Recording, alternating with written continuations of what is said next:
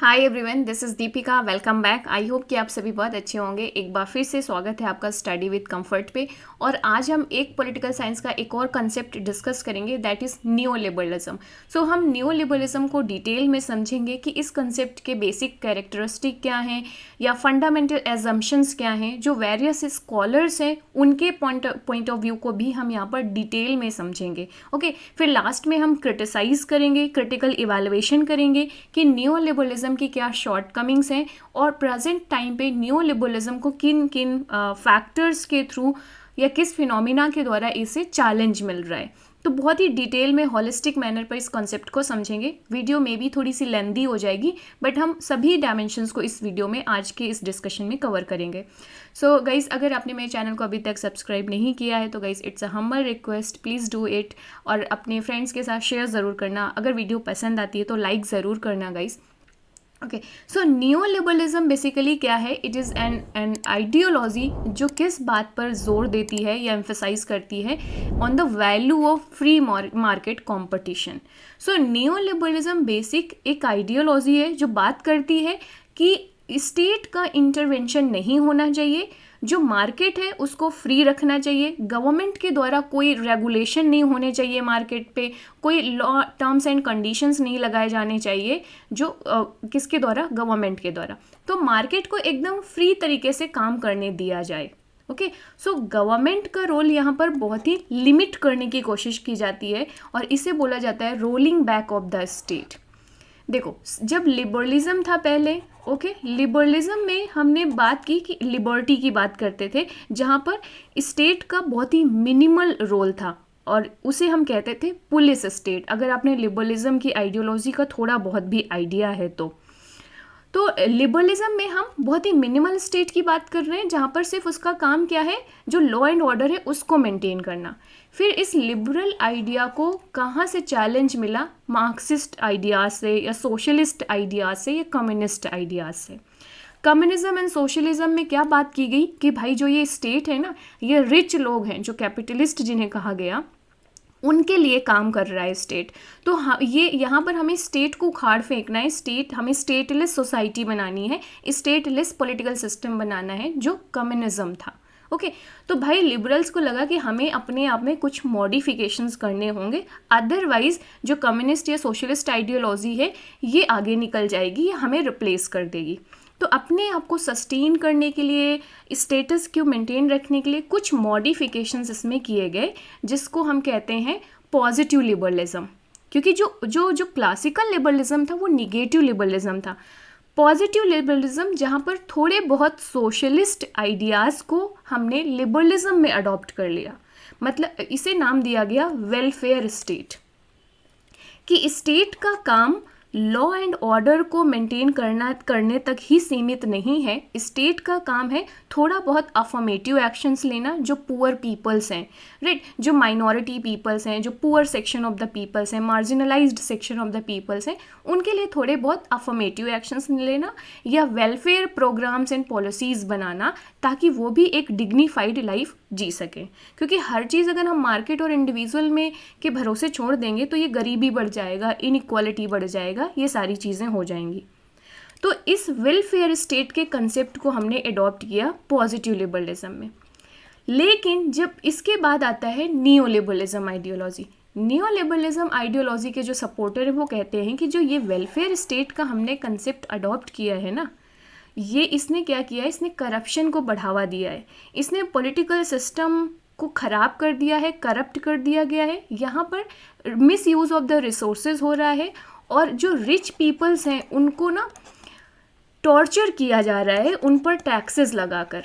भाई rich peoples पे taxes लगाए जाएंगे तभी तो गवर्नमेंट के पास मनी जाएगा और उसी मनी से वो लोग वेलफेयर पॉलिसीज़ लाएंगे, राइट। तो जो नियो लिबरलिज्म के सपोर्टर हैं वो कहते हैं कि ये जो ये वेलफेयर प्रोग्राम्स एंड पॉलिसीज़ या वेलफेयर स्टेट का कंसेप्ट हमने अडॉप्ट किया है, ये क्या है? ये जो रिच पर्सन्स हैं, राइट, उनको टॉर्चर किया जा रहा है और ये गलत है। हमें क्या करना चाहिए? हमें फिर से मिनिमल स्टेट को अडॉप्ट करना है, हमें फिर से जो स्टेट है उसका रोलिंग बैक करना है। और जो स्टेट की वजह को रोल बैक करने से, मतलब पीछे हटाने से जो जगह खाली होगी, जो स्पेस बनेगी, उस स्पेस को ऑक्युपाई किसके द्वारा किया जाएगा? प्राइवेट प्लेयर्स के द्वारा, प्राइवेट सेक्टर के द्वारा। Got it? तो यहाँ पर ऑलरेडी मैंने ये लिख रखा है टर्म्स में, मैंने आपको सिंपली समझाने के लिए ऐसे शब्दों का इस्तेमाल किया। ओके, सो जो नियो लिबरलिज्म है इसको और बोलते हैं लेजिस्फेयर इकोनॉमी। लेजिस्फेयर का मतलब होता है स्टेट का इंटरवेंशन इकोनॉमिक स्फेयर में बहुत ही एकदम मिनिमम होगा, एक तरीके से फैसिलेटर का काम करेगी। गवर्नमेंट का रोल क्या होगा according to neo liberalism ideology? So ये इस आइडियोलॉजी के अकॉर्डिंग जो गवर्नमेंट का रोल है वो सिर्फ फैसिलिटेटर का होगा। गवर्नमेंट फैसिलिटेट करेगी जहां पर प्राइवेट सेक्टर्स या मार्केट स्मूथली काम कर पाए। Okay, so this has the limited role. So neo liberalism के जो सपोर्टर है वो कहते हैं कि market has the solution for everything, चाहे वो इनइक्वालिटी हो, चाहे वो पॉवर्टी हो, चाहे जो भी हो, इन सारी प्रॉब्लम का सोल्यूशन मार्केट के पास है। तो मार्केट को ही ये सब कुछ मानते हैं, वो भी फ्री मार्केट को। इसीलिए इसे बोला, जो नियो लिबरलिज्म है इसे हम मार्केट फंडामेंटलिज्म भी कहते हैं। ओके, तो गॉट इट ना कि नियो लिबरलिज्म बेसिक क्या है? नियो लिबरलिज्म बेसिक क्या है? जो फ्री मार्केट को बढ़ावा देते हैं, जो लेजर-फेयर इकोनॉमी की बात करते हैं और कहते हैं कि जो स्टेट है हमें उसे रोल बैक करना होगा फिर से, और हमें प्राइवेट प्लेयर्स को आगे लाना होगा, मार्केट को फ्री करना होगा। एग्जाम्पल अगर मैं दूं थोड़ा बहुत, तो आपने इंडिया में न्यू इकोनॉमिक पॉलिसी ऑफ 1992 सुनी होगी, जिसे हम LPG रिफॉर्म भी कहते हैं। Can you tell me in the comment box कि किस गवर्नमेंट के टाइम पे new economic policy of 1992 India में लाई गई थी? बहुत ही पॉपुलर फिगर हैं वो। सो इंडिया में जो न्यू इकोनॉमिक पॉलिसी लाई गई 1992 में, जिसमें स्टेट के रोल को वापस रोल बैक किया गया था और फ्री मार्केट को हमने अडॉप्ट किया था, हमने लिबरलाइजेशन किया था, हमने प्राइवेटाइजेशन किया था, हमने ग्लोबलाइजेशन को अडॉप्ट किया था। तो डीरेगुलेशन यहाँ पर हुआ था। ओके, पहले यहाँ पर स्टेट का बहुत बड़ा रोल होता था, स्टेट सेक्टर का या पब्लिक सेक्टर का, अब यहाँ पर प्राइवेट सेक्टर्स को भी प्लेस दिया गया। तो one of the example of the liberal policy. So neo liberalism की शुरुआत होती है with the leadership of the आपका मार्गरेट थैचर, राइट, इसके जो प्राइम मिनिस्टर थी यूके की। सो 1979 के आसपास इस तरीके के कुछ पॉलिसीज़ अडॉप्ट की गई थी। देन रोनाल्ड रेगन जो यूएस के प्रेसिडेंट थे, उन्होंने इस पॉलिसी को अडॉप्ट किया जो न्यू लिबरल पॉलिसी थी। इंडिया में 1992 में हमने न्यू इकोनॉमिक पॉलिसी अडॉप्ट की। आपको कमेंट करके बताना है कि किस गवर्नमेंट के रजीम के टाइम पे इसे हम अडॉप्ट किया था। अब मैं थोड़ा सा आपको डिफरेंस समझाने की कोशिश करती हूँ कि what is the basic difference between liberalism and neo liberalism. So देखो, लिबरलिज्म जिसे हम क्लासिकल लिबरलिज्म भी कहते हैं, आप जब लिबरलिज्म की आइडियोलॉजी पढ़ेंगे ना तो उसको कई स्टेजेस में बांटा गया है। जैसे कि पहले क्लासिकल लिबरलिज्म, देन आपका पॉजिटिव लिबरलिज्म आ जाएगा, फिर नियो लिबरलिज्म आ जाएगा, इस तरीके से। सो लिबरलिज्म मतलब जो क्लासिकल लिबरलिज्म है वो ऐसी पॉलिटिकल फिलॉसफी है जिसके लिए सेंट्रल थीम क्या थी? Liberty, liberty of the individuals. Okay, और in every sphere, social, economic, political aspect of the society, जहाँ पर रोल ऑफ द गवर्नमेंट बहुत ही मिनिमम होगा, पुलिस स्टेट का होगा, मतलब उसका काम है सिर्फ लॉ एंड ऑर्डर को मेंटेन करना। नियो लिबरलिज्म बेसिकली एक इकोनॉमिक आइडियोलॉजी है जो लिबर्टी की बात करती है, फ्रीडम की बात करती है इकोनॉमिक सेंस में ज़्यादातर। ओके, सो प्राइमरी कंसर्न क्या है नियो लिबरलिज्म का? मार्केट या फ्री मार्केट या पॉलिसीज़, ओके, ना कि लिबर्टी। मतलब फ्री मार्केट इसका प्राइमरी कंसर्न है, सेंट्रल थीम है। Okay, so neo liberalism is a revival of the liberalism, लेकिन विथ इस कुछ मॉडिफिकेशंस के साथ, या यू कैन से दैट कि जो नियो लिबरलिज्म है ये री इनकारनेशन फॉर्म है किसका? लिबरलिज्म का। तो पॉजिटिव लिबरलिज्म को अडॉप्ट करने से जो भी प्रॉब्लम्स आई थी उनको करेक्ट करने के लिए न्यू लिबरलिज्म आया कि नहीं भाई, हमें इसको हटा के वापस से क्लासिकल लिबरलिज्म की तरफ जाना होगा। Getting it. तो ये पूरी जर्नी है। डिफरेंट स्कॉलर्स के पॉइंट ऑफ व्यू लेंगे, जैसे कि हैक का लेंगे, फ्राइडमैन का लेंगे, नोजिक का लेंगे हम, कि न्यू लिबरल इवोल्यूशन या इसका डेवलपमेंट कैसे हुआ। तो पहला स्कॉलर है हमारा फ्रेडरिक हैक का। जो हैक हैं, इन्होंने न्यू लिबरल थॉट दिए थे, that was the more conservative in nature, या conservative type of new liberal ideology इन्होंने दी, जिसमें ये बात करते हैं utilitarian argument in favour of neoliberalism. Simple सा मैं इसका एग्जाम्पल से समझाऊंगी तो ही आपको ये वर्ड समझ में आएंगे। देखो, जो फ्रेडरिक हैक हैं ये क्रिटिसाइज करते हैं वेलफेयर स्टेट को। किस बेसिस पर क्रिटिसाइज करते हैं? तो हैक कहते हैं कि जो वेलफेयर स्टेट है ना, इसकी वजह से ब्लैक इकोनॉमी बढ़ी हुई है, या black economy came into the picture. अब इसका सिंपल सा एग्जांपल हम देते हैं पीडीएस का। आप में से बहुत सारे लोग शायद रूरल एरियाज से बिलोंग करते होंगे या अर्बन एरियाज से भी बिलोंग करते होंगे, तो आपने पब्लिक डिस्ट्रीब्यूशन सिस्टम नाम सुना होगा।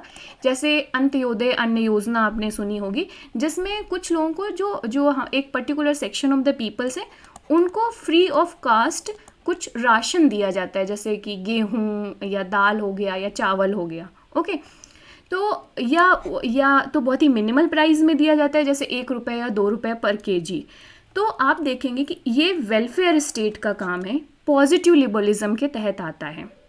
ओके, तो जो फ्रेडरिक हैक है, ये कहते हैं कि इस तरीके जो वेलफेयर स्टेट है ना, इसने ब्लैक इकोनॉमी को बढ़ावा दिया। जैसे पीडीएस में आपने बहुत बार सुना होगा कि जो गेहूं आता है, जो चावल आता है, जो पीडीएस डिस्ट्रीब्यूटर्स होते हैं ना, जो इस अथॉरिटी में बैठे होते हैं, उसको ब्लैक मार्केट में बेच देते हैं, राइट। और रजिस्टर्स में दिखा देंगे कि भाई हमने डिस्ट्रीब्यूशन कर दिया, बट एक्चुअली वो करते नहीं है, उसको ब्लैक मार्केट में बेच देते हैं। दूसरा तरीका क्या अडॉप्ट करते हैं कि जो गवर्नमेंट की तरफ से जो अनाज भेजा जाएगा, गेहूं चावल, वो काफ़ी फाइन क्वालिटी का फॉर एग्जांपल भेजा गया। इन्होंने क्या किया, ब्लैक मार्केट में जाकर इस फाइन जो क्वालिटी का प्रोडक्ट था उसको बेच दिया, और बहुत ही रॉ क्वालिटी का वहाँ से ख़रीदा, मतलब बेकार क्वालिटी का ख़रीदा, और फिर उसको लाकर बेच दिया। तो इस प्रोसेस में इन्होंने बहुत ह्यूज प्रॉफिट जनरेट किया। Getting it? तो इस तरीके से ब्लैक इकोनॉमी जनरेट होती है, करप्शन को बढ़ावा मिलता है, miss use of the resources होते हैं, miss management of the resources होते हैं, जो अल्टीमेटली किसी के जो स्टेट है उसके लिए या मार्केट के लिए या इकोनॉमी के लिए बेनिफिशियल नहीं है। तो फ्रेडरिक हैक कहेंगे, तो भाई हमें जब वेलफेयर स्टेट इतनी बड़ी प्रॉब्लम क्रिएट कर रहा है, तो भाई हमें इस वेलफेयर स्टेट के कंसेप्ट को ख़त्म करना होगा, हमें फ्री मार्केट को अडॉप्ट करना होगा। तो ये पहला समझ में आया। सेकंड, जो फ्रेडरिक हैक हैं, ये प्लानिंग के खिलाफ हैं, मतलब जो पूरी प्रॉपर प्लानिंग होती है कि ये करेंगे फिर ये करेंगे फिर ये करेंगे, प्रॉपर प्लानिंग। तो जो फ्रेडरिक हैक हैं, ये प्लानिंग के खिलाफ हैं। क्यों खिलाफ हैं? ये कहते हैं कि जो गवर्नमेंट प्लानिंग करती है, this is the against the liberty, this take away the liberty. तो हमें कुछ भी चीज़ प्लान्ड नहीं होनी चाहिए। क्या होनी चाहिए? स्पॉन्टेनियस ऑर्डर होना चाहिए। ये एक टर्म यूज़ करते हैं, spontaneous order of the social life. जो सेंट्रल थीम है फ्रेडरिक हैक का, जो notion of spontaneous order. So hack कहते हैं कि दिस इज़ अ बेटर, जो स्पॉन्टेनियस ऑर्डर है ना, ये बहुत ही बेटर है आर्टिफिशियली क्रिएटेड ऑर्डर के कंपैरिजन में। तो हमें कुछ भी चीज़ ना प्लान नहीं करनी चाहिए, क्योंकि प्लानिंग क्या हो गया, आर्टिफिशियली क्रिएटेड सिस्टम हो गया, ऑर्डर हो गया। चीज़ें स्पॉन्टेनियस होनी चाहिए। जैसे कि मान लीजिए, जैसे फ्री मार्केट है, हम एक सिंपल से लेते हैं, फॉर एग्जांपल शेयर मार्केट, नहीं, कितनी स्पॉन्टेनियस है, कोई सेंट्रलाइज्ड सिस्टम तो है नहीं कि आज प्राइस ऊपर जाएगा फिर प्राइस नीचे आएगा। मार्केट पे डिपेंड करेगा कि शेयर के प्राइजेस ऊपर जाएंगे या नीचे जाएंगे, और ये किस में अल्टीमेटली डिपेंड करेगा, डिमांड एंड सप्लाई पे। तो फ्रेडरिक हैक कहते हैं कि स्पॉन्टेनियस ऑर्डर होना चाहिए, राइट। जैसे फॉर एग्जांपल, हमें आलू की कीमत को फिक्स नहीं करना है कि 50 रुपीज़ केजी ही होगा। ओके, मार्केट पे रहने दो ना, कि मार्केट क्या डिसाइड करती है, price of the product and services. Okay, so ये जो न्यू लिबरल के सपोर्टर हैं, जो न्यू लिबरलिस्ट हैं, ये फ्री मार्केट को सपोर्ट करते हैं। Third important thing Friedrich Hayek पे आप लिख सकते हैं कि सोशल जस्टिस को ये रिजेक्ट करते हैं। ओके, क्यों? क्योंकि in the name of social justice, in the name of welfare state, जो स्टेट है ना वो पावर अज्यूम कर लेता है, and that is not good for the economy या मार्केट। तो ये important points of Friedrich Hayek के बारे में लिख सकते हैं, जो नियो लिबरल थिंकर हैं और जिन्होंने नियो लिबरल पॉलिसीज़ को सपोर्ट किया है। और इस पूरे इस प्रोसेस में इन्होंने जो वेलफेयर स्टेट था इसकी शॉर्टकमिंग्स को हाईलाइट किया था। नेक्स्ट स्कॉलर हैं new liberal scholar Milton Friedman. So Milton Friedman भी सपोर्ट करते हैं न्यू लिबरल आइडियाज़ को। अकॉर्डिंग टू हिम जो न्यू लिबरलिज्म है वो कॉन्सिक्वेंशलिस्ट स्कूल ऑफ थॉट से बिलोंग करता है। So he is a representative of the consequentialist new liberalism. Consequentialist का मतलब होता है ये कॉन्सिक्वेंसेस के बेसिस पे एनालिसिस करते हैं।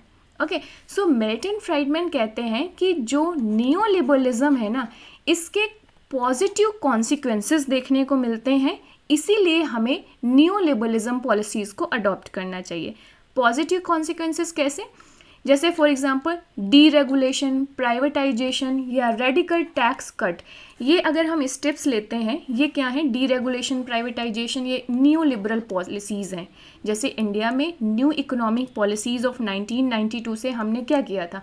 डीरेगुलेशन किया था, प्राइवेटाइजेशन किया था, ग्लोबलाइजेशन अडॉप्ट किया था। तो ये न्यू लिबरल पॉलिसीज़ हैं। तो न्यू लिबरल पॉलिसी अडॉप्ट करने के बहुत सारे पॉजिटिव कॉन्सिक्वेंसेस हैं ओवरऑल इकोनॉमिक सिचुएशंस पे। फ्री मार्केट रहेगा तो कंपटीशन रहेगा, सर्विसेज वैल्यूएबल सर्विसेज आएंगी, सर्विसेज की क्वालिटी बढ़ेगी, अफोर्डेबल प्राइसेस होंगे। भाई जब मल्टीपल प्लेयर्स हैं, ओपन कंपटीशन है, तो सभी क्या करेंगे? अपने प्राइसेस को मिनिमाइज रखेंगे, किसी की मोनोपोली नहीं हो पाएगी। तो आपको बेस्ट सर्विसेज देने की कोशिश करेंगे क्योंकि मार्केट में कॉम्पिटिट करना है। अगर आप बेस्ट सर्विस, जैसे फॉर एग्जांपल हम बैंक का ही एग्जांपल ले लेते हैं, एक छोटा सा एग्जांपल है बैंक। तो आप देखोगे public bank and private bank की सर्विसेज देखिए आप, कितना ह्यूज डिफरेंस होता है। प्राइवेट बैंक का आपस में कंपटीशन है कि हम कितना रीजनल इंटरेस्ट रेट प्रोवाइड कर सकें, कितनी अच्छी सर्विसेज कि आपके घर आकर हम बैंक अकाउंट खोलेंगे, आपके घर आकर हम डेबिट कार्ड या क्रेडिट कार्ड दे जाएंगे। तो ये सर्विसेज का जो कंपटीशन है ना, कि हम अपनी सर्विसेज बेटर रखें ताकि हमारे पे कस्टमर आए। HDFC हो गया या एक्सिस बैंक हो गया, तो ये सब क्या यहाँ पर क्या है? कंपटीशन है, जिसकी वजह से सर्विसेज भी बेटर हैं, राइट। तो मिल्टन फ्राइडमैन कहते हैं कि जो न्यू लिबरल पॉलिसीज़ होती हैं इसके पॉजिटिव कॉन्सिक्वेंसेस इकोनॉमी पे देखने को मिलता है। ओके, सो कुछ और हम चीज़ें देख लेते हैं। जो मिल्टन फ्राइडमैन है, ये डेमोक्रेसी और freedom, basically democracy and freedom are dependent on the capitalism, जबकि जो सोशल लिबरल्स हैं वो कहते हैं कि capitalism is dependent on the democracy and freedom. Simply Milton Friedman critic हैं किसके? सोशल लिबरल थिंकर के, सोशल लिबरल थिंकर्स के, राइट। सोशल लिबरल थिंकर कौन होंगे? वही वेलफेयर स्टेट वाले। ओके, सो मिल्टन फ्राइडमैन इस कंसेप्ट, जो सोशल लिबरल थिंकर्स हैं, इनको क्रिटिसाइज करते हैं। क्यों? क्योंकि ये जो सोशल लिबरल थिंकर्स हैं ये वेलफेयर स्टेट को बढ़ावा देते हैं, और नियो लिबरल सीधे से चैलेंज करता है वेलफेयर स्टेट को। तो जैसे फॉर एग्जांपल अमर्त्य सेन या जोसेफ स्टिग्लिट्ज़ हो गए, जो बात करते हैं कि जो डेमोक्रेसी और डेवलपमेंट की बात करते हैं, इनको क्रिटिसाइज़ किया गया है न्यू लिबरल्स के द्वारा। जैसे जोसेफ बात करते हैं कि जो न्यू लिबरल है ना, जोसेफ कहते हैं कि जो न्यू लिबरल आइडियोलॉजी है ये किसके इंटरेस्ट को सर्व कर रही है? रिच क्लास के इंटरेस्ट को सर्व कर रही है। क्योंकि फ्री मार्केट में कॉम्पिटिट कौन कर पाएगा? जो रिच पीपल्स हैं, rich section of the society है, वही कॉम्पिटिट कर पाएगा। गरीब आदमी तो नहीं कॉम्पिटिट कर पाएगा। सिंपल सा एग्जांपल अगर इस पोजीशन पे मैं लूँ तो एजुकेशन का लेते हैं, प्राइवेट एजुकेशन का। ओके, DPS एंड ऑल का। तो प्राइवेट एजुकेशन का फ़ी स्ट्रक्चर हम सभी को पता है कि कितना ह्यूज होता है। तो फ्री क्या है? पब्लिक एजुकेशन नहीं है। जो प्राइमरी स्कूल्स या जो हमारी सेंट्रल यूनिवर्सिटीज़ हैं, ये नहीं है। प्राइवेट, हमने एजुकेशन को प्राइवेटाइजेशन कर दिया, प्राइवेट प्लेयर्स एजुकेशन को चला रहे हैं। तो भाई उन्होंने फ़ीस बहुत हाई फाई रख रखी है, तो क्या पुअर पीपल यहाँ पे कॉम्पिटिट कर पाएंगे? अपने चिल्ड्रन को, पुअर पीपल अपने किड्स को क्या भेज पाएंगे यहाँ पर? नहीं भेज पाएंगे। तो इस तरीके से जो न्यू लिबरल थॉट है वो इनके अकॉर्डिंग जोसेफ किसको रिप्रेजेंट कर रहा है? रिच क्लास के इंटरेस्ट को रिप्रेजेंट कर रहा है। नेक्स्ट हम कर सकते हैं रॉबर्ट नॉजिक के पॉइंट ऑफ व्यू को। इनकी एक इम्पॉर्टेंट बुक है अनार्की, स्टेट एंड यूटोपिया, जिसमें इन्होंने अपने न्यू लिबरल थॉट्स दिए हैं। सो बेसिकली जो नॉजिक के कंसेप्ट हैं न्यू लिबरल के, उन्होंने Nozick wants to state to rectify past injustices. So past में जो इनजस्टिसेस हुए हैं जो सोशल लिबरल अडॉप्ट करने से आइडियोलॉजी, उसको करेक्ट करने की बात करते हैं। So Nozick basically support the absolute right to property, right, कि जो राइट टू प्रॉपर्टी है ये ऑब्सोल्यूट होनी चाहिए, इस पर कोई लिमिटेशन नहीं होनी चाहिए गवर्नमेंट के द्वारा। सो एक तरीके से गवर्नमेंट का इंटरफेरेंस के ये अगेंस्ट में है। देन ये कहते हैं कि जो प्रोग्रेसिव टैक्सेशन है is a bonded labour. Progressive taxation क्या होता है कि जैसे जैसे आपकी इनकम बढ़ती जाती है आप पे उतना ही ज़्यादा टैक्स लगता है, राइट। तो ये हो गया प्रोग्रेसिव टैक्सेशन। तो new liberal thinkers specially Nozick इसके खिलाफ हैं, क्यों ये एक तरीके से भी आप रिच पीपल्स जो हैं उनको पनिशमेंट दे रहे हो, मतलब ज़्यादा वेल्थ जनरेट करने का पनिशमेंट मिल रहा है उन्हें। भाई ज़्यादा वेल्थ जनरेट करेंगे तो वो तो स्टेट के लिए भी सही है, उस सोसाइटी के लिए भी सही है, इकोनॉमी के लिए भी सही है। तो आप ज़्यादा कमाने वालों को, ज़्यादा जो वेल्दी पीपल्स हैं उन पे ज़्यादा टैक्स लगाकर आप उन्हें पनिशमेंट दे रहे हैं, तो इसे वो बॉन्डेड लेबर कहते हैं। तो ये इसके खिलाफ हैं। ओके, अब इसीलिए जो न्यू लिबरल थिंकर हैं वो कहते हैं कि जो टैक्सेशन है ना उसको कट करना चाहिए, कम करना चाहिए। आपको पता है टैक्स क्यों लगाए जाते हैं? टैक्स के थ्रू गवर्नमेंट रेवेन्यू जनरेट करती है अपना, मतलब अपनी अर्निंग बनाती है और उसे फर्दर कहाँ पर एक्सपेंसेस करती है, कहाँ पर खर्च करती है? जो वेलफेयर सर्विसेज चलाती है। और फॉर एग्जांपल जो पीडीएस है या जो अदर फ्री सर्विसेज या फ्री एजुकेशन ये सब दिया जा रहा है तो वो गवर्नमेंट अपने खर्चे से दे रही है। तो वो गवर्नमेंट पैसे कहाँ से ला रही है? लोगों पर टैक्स लगा कर ला रही है। तो जो न्यू लिबरल थिंकर्स हैं वो इसके खिलाफ हैं। न्यू लिबरल थिंकर्स कहते हैं कि पुअर्स के वेलफेयर के लिए, बेनिफिट के लिए आप जो रिच पीपल्स हैं, जो वेल्थ जनरेट कर रहे हैं, आप उन्हें टॉर्चर कर रहे हो। Getting it? तो ये समझ में आया आपको? तो न्यू लिबरल थिंकर्स बेसिकली जो वेलफेयर, जो social welfare ideas and policies हैं उनके खिलाफ हैं। तो ये 3 अभी आपको यहाँ पर न्यू लिबरलिज्म के वेरियस डायमेंशन पता चल गई। कैरेक्टरिस्टिक या फीचर्स की बात की जाए न्यू लिबरलिज्म की तो सबसे इम्पॉर्टेंट है लिबरलाइजेशन एंड प्राइवेटाइजेशन। ये एक न्यू लिबरल पॉलिसी है। इंडिया का एग्जांपल दे सकते हैं, वही न्यू इकोनॉमिक पॉलिसी ऑफ 1992। अब लिबरलाइजेशन एंड प्राइवेटाइजेशन क्या है? तो बेसिकली जो वेरियस सेक्टर्स हैं जैसे कि एजुकेशन, हेल्थ सेक्टर हो गया, एग्रीकल्चर सेक्टर हो गया, राइट, या मैन्युफैक्चरिंग सेक्टर्स हो गया, तो ये सारे सेक्टर्स को प्राइवेट पार्टिसिपेशन के लिए ओपन करना, इसे हम कहेंगे प्राइवेटाइजेशन।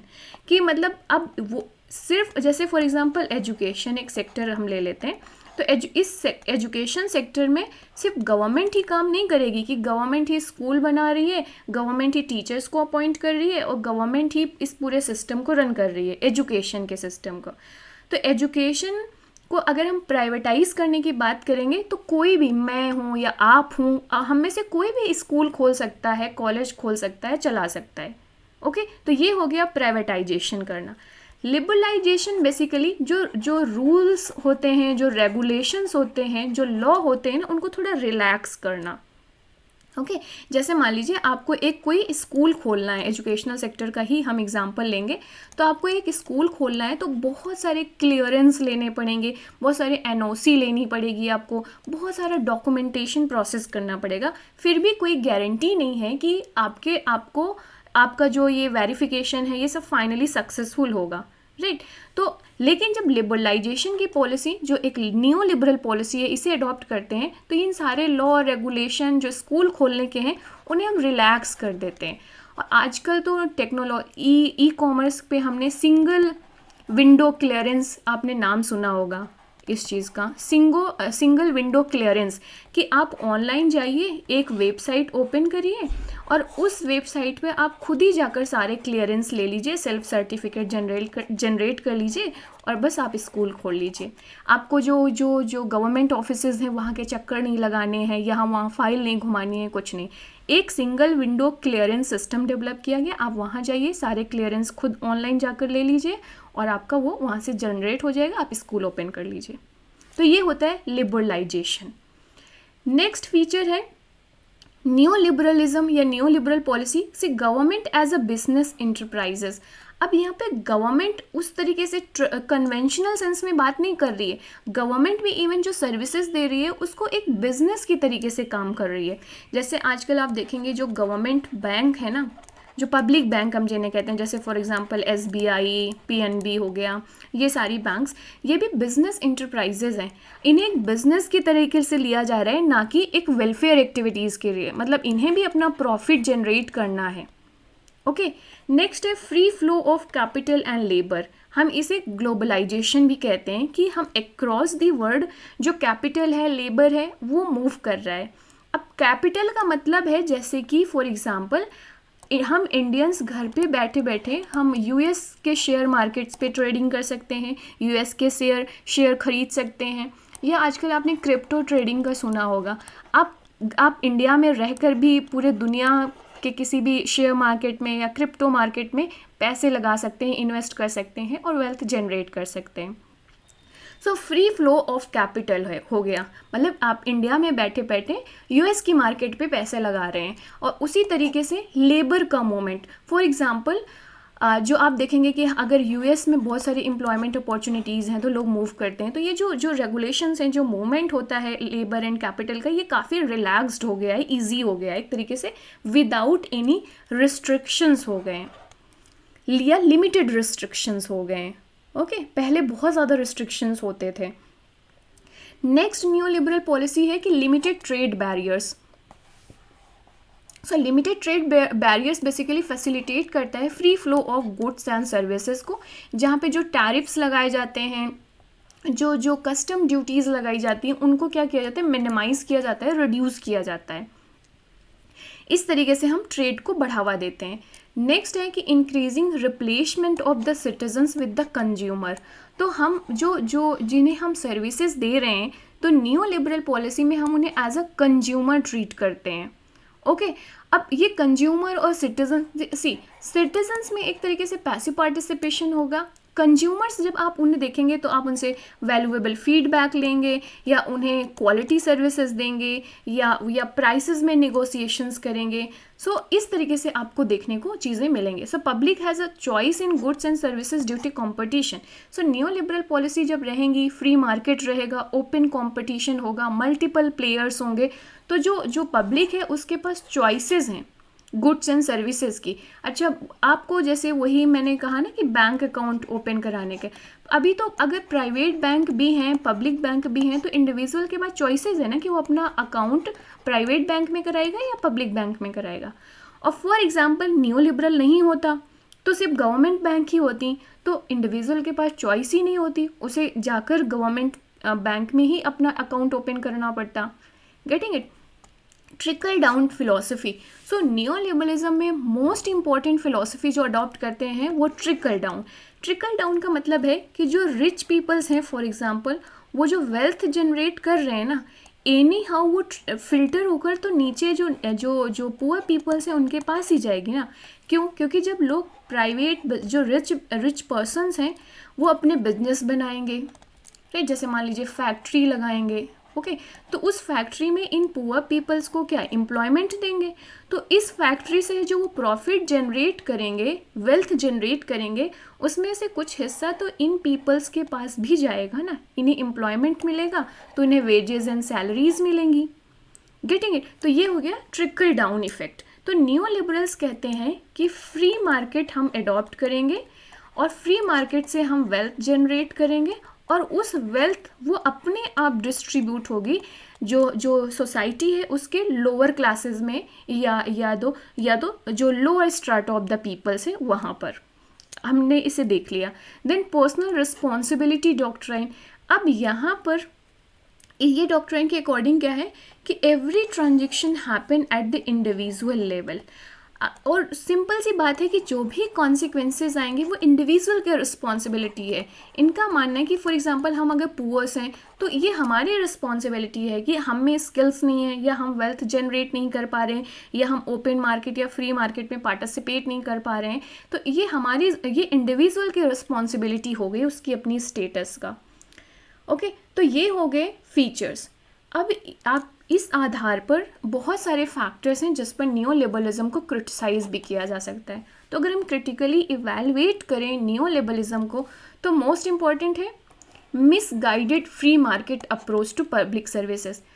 आप देखोगे कि शेयर मार्केट हो या क्रिप्टो मार्केट हो, बहुत ज़्यादा मैनिपुलेशन होता है मार्केट का। ठीक है, नियो लिबरल बात कर रहे हैं कि फ्री मार्केट होना चाहिए और free market has the solution for every problems, but market को मैनिपुलेट किया जाता है किसके द्वारा? रिच पीपल्स के द्वारा। इन्हें वेल्स कहते हैं हम। जैसे कि फॉर एग्जांपल शेयर मार्केट पे जो बहुत रिच पीपल्स हैं, बड़े बड़े फर्म्स हैं, वो इकट्ठे पैसे लगाते हैं, तो पता चला जो शेयर के मार्केट जो प्राइसेस हैं वो एकदम से ऊपर बढ़ गए, और फिर सेकेंड टाइम पे उन्होंने उसे बेच भी दिया तो वो एकदम नीचे आ गए। तो ये फ्लैक्चुएशन जो होता है ना, ये किसके द्वारा, जो वोलाटिलिटी है, ये क्रिएट किया जाता है किसके द्वारा? इन वेल्स के द्वारा। तो मार्केट मैनिपुलेटेड होती है, मिसगाइडेड होती है, और इस वजह से जो नियो लिबरलिज्म जो कहते हैं ना कि फ्री मार्केट होना चाहिए, this is the solution for every problems, ये काम नहीं करेगा। ये क्या करेगा? इनइक्वालिटी को बढ़ाएगा। Okay, under funding of the resources बढ़ाएगा।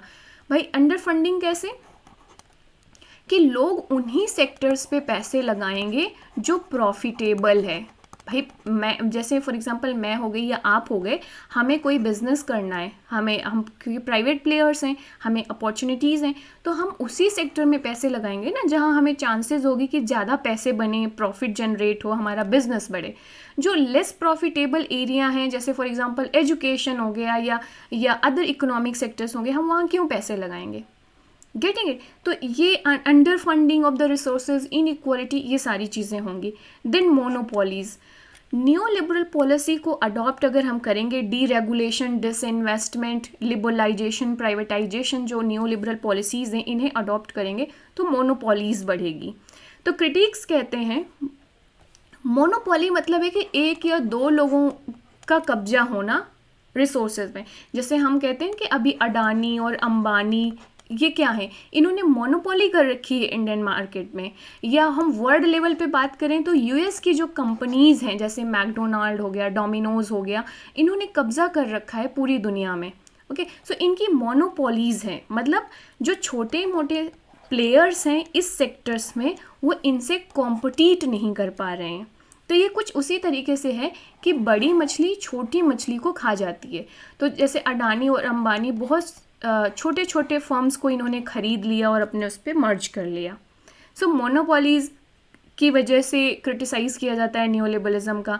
देन नेक्स्ट है increased financial instability, inequality, poverty बढ़ रही है, सोशल इशूज़ आ रहे हैं, सोशल इनजस्टिस हो रही है। तो इस तरीके की प्रॉब्लम्स आपको न्यूलिबरलिज्म में देखने को मिलेंगी। मार्क्सिस्ट क्रिटिसिज्म अगर हम समझें न्यूलिबरलिज्म का, तो इमैनुअल वॉलस्टीन का कंसेप्ट हम इंक्लूड कर सकते हैं।